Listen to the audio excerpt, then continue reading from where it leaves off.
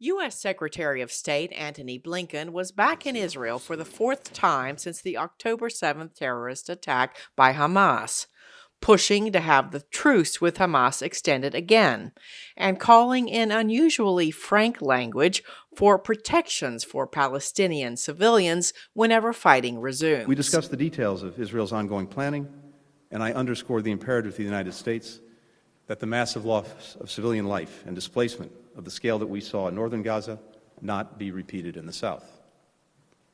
As I told the Prime Minister, intent matters, but so does the result. Israeli media reported that behind closed doors, Blinken told the Israeli War Cabinet that they likely have weeks, not months, to prosecute the war against Hamas. Asked if the U.S. had suggested a time limit on the war, Blinken did not answer directly, reiterating American support for Israel's right to defend itself, but again saying it is imperative that Palestinian civilians and their infrastructure not be targeted during the next phase. One veteran analyst told VOA he had fully expected Blinken to deliver a firm message from U.S. President Joe Biden to Israeli leaders amid the mounting pressure caused by the reported deaths of more than 15,000 Palestinians in Gaza in Israeli attacks. If and when Israel resumes fighting, do not use the same tactics that you used the first time, where you worried more about getting Hamas than killing innocent civilians, particularly if you decide to bomb in the south.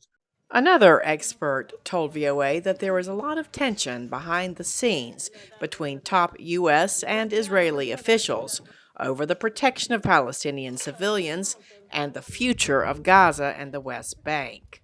And so this is a really interesting moment for the United States government. What is it going to do? Is it going to reassess its relationship with Israel and its unconditional military support?